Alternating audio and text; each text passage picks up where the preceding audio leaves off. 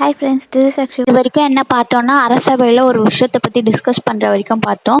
அவசரமாக ஒன்று மெடல் எடுத்துகிட்டு வந்து கொடுக்குறாங்க. அதில் என்ன விஷயம் இருக்குதுன்னா, ஊரில் வெள்ளம் வந்ததுனால எல்லாராலையும் டேக்ஸ் கட்ட முடியும். அதனால் க்ரௌன் பிரின்ஸ் என்ன சொல்கிறாங்கன்னா, இல்லை எல்லாராலையும் டேக்ஸ் கட்ட முடியாதுல்ல, ஸோ அதனால் எல்லாருக்கும் டேக்ஸ் கட்ட வேணாம்னு சொல்லிடலாம் அப்படிங்கிறாங்க. ஆனால் கவுன்சிலில் இருக்கவங்க என்ன சொல்கிறாங்க, இல்லை எல்லாம் டேக்ஸ் கட்டி தான், ஆனால் ஏன்னா அது மிலிட்ரிக்காக இருக்கிற டேக்ஸ், அப்புறம் நம்மளுக்கு சேஃப்டி கிடையாது அப்படின்னு சொல்லும்போது க்ரௌன் பிரின்ஸுக்கும் என்ன நீங்கள் புவராக இருக்கவங்க கிட்ட போயிட்டு டேக்ஸுங்க, நீங்கள் யாராச்சும் ஒருத்தராச்சும் டேக்ஸ் கட்டுறீங்களா, இங்கே நீங்கள் மட்டும் டேக்ஸ் கட்ட மாட்டீங்க, மிச்செல்லாம் கட்டணுமான்னு சொல்லிட்டு பேசிக்கிட்டே இருக்கும்போது திடீர்னு கிங் வந்துடுறாங்க. கிங் வந்த உடனே க்ரௌன் பிரின்ஸ் அப்பான்னு சொல்லி கூப்பிட்றாங்க. கடைசியில் என்ன ஆகுது, கிங் நீ இப்போ இங்கேருந்து வெளில போன்னு சொல்லிடுறாங்க. அதுக்கப்புறம் அதுக்கு ஒரு சொல்யூஷனை கிங்கே கொடுத்துட்றாங்க. அவங்க எழுதியிருக்காங்கல்ல, ஸோ எல்லாரும் ஐயோ என்ன இவங்க இவ்வளோ ஸ்பீடாக பேசினா நம்ம எப்படி எழுதுறதுன்னு பேசிக்கிட்டே வராங்க. கரெக்டாக எழுதினதெல்லாம் காட்டுறாங்க. காட்டும் போது எல்லாருக்கும் சிரிப்பாக வருது. சரின்னு சொல்லிட்டு அவங்க ஒருத்தரும் ஒரு மாதிரியாக எழுதி வச்சுருக்காங்க. ஒருத்தர் அடையாளம் பார்த்து மீசை இருக்கவங்க இப்படி பேசியிருக்காங்க, தாடி நல்லா இருக்கவங்க இந்த மாதிரிலாம் சொல்லியிருக்காங்க. ஸோ அந்த மாதிரி எழுதியிருக்காங்க. ஆனால் இங்கே கிம் ஒரு நோட் ரெஃபரன்ஸ் தராங்க. அது எப்படி இருக்குதுன்னா, அப்படியே பிக்சரே போட்டு அது கீழே அவங்க படிச்சிருக்காங்கங்கிற மாதிரி இருக்குது. எல்லாம் ரெஃபரன்ஸ் நோட்டை பார்க்குறாங்க. நெக்ஸ்ட் சீனில் க்ரௌன் பிரின்ஸ் நம்ம ஹீரோ இருக்கிற பிளேஸில் போயிட்டு ரெஸ்ட் எடுக்கிறாங்க. அங்கேருந்து வெளில அமுச்சு விட்டோடனே ஹீரோ சொல்கிறாங்க, எப்பப்பெல்லாம் உன்னை போராக இருக்கியோ இங்கே சேர்ந்துட்டு எல்லாரும் அப்படி அவங்க ஜாலியாக பேசிகிட்டே இருக்கும் போது நடுவில் யாரோ வராங்க. ஸோ ஹீரோ வெளில எழுந்து போயிடுறாங்க. அவங்க ஒரு நியூஸ் எடுத்துகிட்டு வந்திருக்காங்க. 6 பேர் இறந்து போயிட்டாங்க, ஒருத்தர் மட்டும் உயிரோடு இருக்காங்களா. ஸோ அந்த உயிரோடு இருக்கிறத அதுவும் அது எங்கே நடந்துச்சுன்னா, அந்த புக் தயாரிக்கிறாங்க ஹோண்டம்ங்கிறது, அங்கே தான் நடந்துச்சு. அந்த ஹோண்டம்ங்கிற புக்கு தடை பண்ணப்பட்ட புக்கு தான். ஸோ அதை உற்பத்தி பண்ணுறதுனால கூட இது நடந்திருக்கலாம் அப்படின்னு சொல்லிட்டு சொல்கிறாங்க. ஹோண்டம் சொன்னோடனே ஹீரோ ஷாக் ஆகிறாங்க. ஏன்னா நிறைய சீனில் பார்த்துருப்போம் ஹீரோவுக்கும் அந்த ஹோண்டமுக்கும் கனவை. ஸோ ஹீரோ டக்குன்னு ஷாக் ஆகிட்டு உள்ளே போகிறாங்க. ஹோண்டம் பற்றியா நீங்கள் பேசுனீங்க அந்த புக்கா அப்படின்னு சொல்லிட்டு சொல்கிறதோட அந்த சீன் அதோட முடியுது. நெக்ஸ்ட் சீனில் இன்வெஸ்டிகேஷன்ட்டு ஒருத்தங்க இருந்தாங்களா, ஸோ ஆஃபீஸர், அந்த ஆஃபீஸர்கிட்டையும் இதே பஞ்சாயத்து தான் போயிட்டுருக்கு.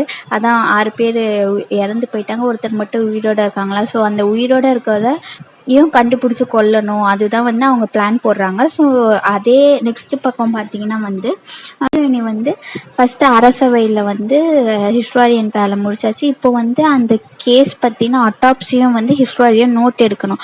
ஸோ அங்கே கூட்டிகிட்டு போகிறாங்க. எல்லோரும் சோகமாக போகிறாங்க. ஏன் எல்லோரும் சோகமாக இருக்கீங்க பார்த்தா, நாங்கள் ஆல்ரெடி டயர்டாகிட்டோம், இல்லை நீங்கள் மறுபடியும் நாங்கள் வீட்டுக்கு போகிற நேரத்தில் எங்களை பிடிச்சி வச்சுக்கிட்டு இப்போ அட்டாப்சி பண்ணுறதை வர நாங்கள் நோட்ஸ் எடுக்கணுங்கிறீங்களே அப்படின்னு சொல்லும்போது, நான் என்ன பண்ணுறது, இப்போ இருக்கு உங்களுக்காக நான் எல்லாருக்கிட்டையும் போய் கொலை பண்ணாதான் இருங்கன்னு சொல்ல முடியுமா. ஸோ வாங்க அட்டாப்சி எடுத்து தான் ஆகணும், நீங்கள் அதை நோட் பண்ணி தான் ஆகணும், அது உங்கள் கடமை சொல்லிட்டு கூட்டிகிட்டு போய் நிறுத்திடுறாங்க. ஸோ அதே மாதிரி சொல்லும் போது வயிற்றாண்ட மட்டும் கீழே நல்லா ரொம்ப டீப்பாக இருக்குதுன்னு சொல்லும் போது ஹீரோயினி கேட்குறாங்க, இந்த 6 பேருக்குமே வயிற்றாண்டனா அப்போ இப்போ உயிரோடு இருக்காங்கன்னு சொல்கிறீங்களா, அப்போ அவங்களுக்கும் காயம் ஏற்பட்டிருக்கும், அதையும் நாங்கள் எழுதணும்ல அப்படின்னு ஹீரோயினி கேட்கும்போது ஹையர் அஃபிஷியல் என்ன சொல்கிறாங்க, அவங்க உயிரோடு இருக்கவங்கள போய் பார்க்கறதுக்கு எனக்கே அனுமதி இல்லை, நான் எப்படி உங்களை கூட்டிகிட்டு போகிறதுக்கு, ஸோ எல்லோரும் வீட்டுக்கு கிளம்புங்கன்னு சொல்லி அப்புறம் எல்லோரும் வீட்டுக்கு கிளம்பி போக ஆரம்பிச்சிடுறாங்க. அதே டைம்லேயே ஹீரோவும் அந்த உயிரோடு இருக்காங்களா, ஸோ அவங்கள பார்க்க வராங்க. அவங்கள பார்க்கும்போது அங்கேருந்து ஒருத்தர் க்ராஸ் பண்ணுற மாதிரி இருக்குது. அதை ஹீரோ பெருசாக எடுத்துக்கல. உள்ளே போய் அவங்கள பார்க்குறாங்க. பார்த்தா அவங்க அவங்க இறந்து போயிருக்காங்க. ஹீரோக்கு இதுக்கு முன்னாடி பார்த்தவங்க மேலே தான் ரொம்ப டவுட்டாக இருக்குது. அதனால அவங்கள போய் ஃபாலோ பண்ண போகிறாங்க. ஃபாலோ பண்ணிக்கிட்டே இருக்கும்போது அவங்களுக்கும் வியர்டாக இருக்குது. ஐ மீன் அந்த அசாசினாக வந்தாங்களே, ஸோ அவங்களுக்கும் வியர்டாக இருக்குது, யாரோ ஃபாலோ பண்ணுற மாதிரி. அதுக்கப்புறம் ஹீரோ யாரோ ஒருத்தவங்க ஃபாலோ பண்ணுறாங்க தெரிஞ்சிச்சு. ஸோ அவங்க முன்னாடி கத்தி எடுத்துகிட்டு போய் நின்ட்டாங்க.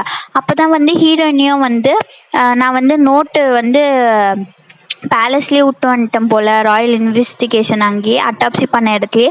ஸோ நான் போய் அதை வந்து எடுத்துகிட்டு வர போகிறேன்னு சொல்லிட்டு போகிறாங்க. உடனே வந்து ஃப்ரெண்ட்ஸ்லாம் சொல்கிறாங்க, இல்லையா அது உன் கையில் தானே இருக்குது, எங்கே போகிறேன்னு கேட்கறதுக்குள்ளேயே அவங்க ஓடிடுறாங்க அந்த இடத்த விட்டு.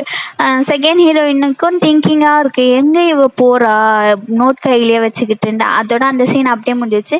அப்படியே வரும்போது வந்து ஹீரோவும் கண்ணில் பட்டுடுறாங்க. மால்வா நீயா அப்படின்னு சொல்லிட்டு அவங்க திங்க் பண்ணுறதுக்குள்ள கத்தி வந்து ஹீரோ கழுத்தாண்ட இருக்கிறத பார்த்து ஹீரோயினி ரொம்ப ஷாக் ஆகிடுறாங்க. இனிமேல் தினைக்கும் வீடியோ வந்துடும். ஸோ மறக்காமல் பார்த்து சப்ஸ்கிரைப் பண்ணிக்கோங்க. அதே மாதிரி நான் இப்போ தான் ஸ்டார்ட் பண்ணியிருக்கனால கொஞ்சம் மிஸ்டேக்ஸ்லாம் வருது பேசும்போது. ஸோ அதெல்லாம் கொஞ்சம் மன்னிச்சு பார்த்துக்கோங்க. ரெண்டாவது நான் ஏதாச்சும் மிஸ்டேக் பண்ணியிருந்தாலும் கமெண்ட்டில் சொல்கிறேங்க. நான் அதை சரி பண்ணிக்கிறேன். லைக் பண்ணுங்கள், ஷேர் பண்ணுங்கள், கமெண்ட். Thank you, bye bye.